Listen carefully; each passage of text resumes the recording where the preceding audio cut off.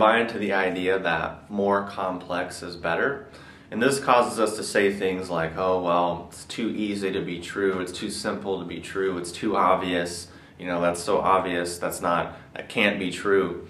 And then it also causes us to really just collect a bunch of head knowledge and be on this amazing quest for head knowledge and really just accumulate it and sort of collect it almost like a child collects toys. You know, you go visit a child and they want to show you all of their toys.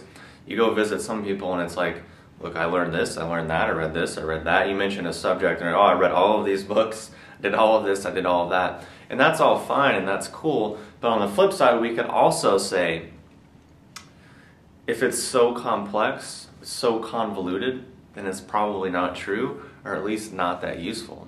So it can be very fun and entertaining and enjoyable to accumulate a bunch of head knowledge, but really at the end of the day, where's the application? Where is the manifestation? Where is the actual tangible result that came about as we accumulated that information? So the example of that would be taking it deeper, just head knowledge versus body knowledge.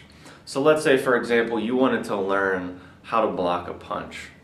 What most people do in the common approach is, I'm going to buy every book there is to know about, you know, martial arts, and I'm going to learn all the different punches or all the different blocks from all of the different systems. I'm going to learn their history. I'm going to learn the history of the person that invented it. I'm going to learn their whole life story. I'm going to learn who taught them and who taught them and how the roots of the lineage. I'm going to learn all these different details. I'm going to learn every variation on the block. I'm going to read every single book, and then I'm going to study with 50 different teachers and learn all of their blocks, and then I'll be a master, and then I'll really know. But at the end of the day, someone can still walk up to you and punch you straight in the face because you never took the time to really work that head knowledge into something that actually matters or actually is a tangible result. Because the point of a block is to block the punch, not to explain the ins and outs, the hows and whys, and all of those intricacies, which are fun and entertaining, but are not the point and shouldn't be confused with that point. And there's two different quotes which we can use to illustrate that further. First is one from the Tao Te Ching, and Lao Tzu says, the man of Tao eliminates something every day, whereas the worldly man accumulates something every day. And then another quote we'll use from Bruce Lee, and he says, I don't fear the man who's practiced 10,000 kicks once. I fear the man who's practiced one kick 10,000 times.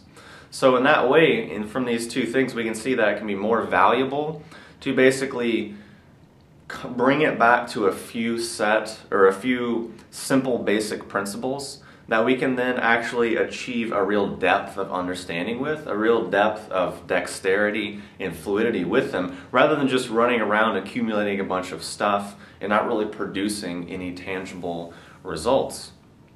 And we can see that from both of those quotes.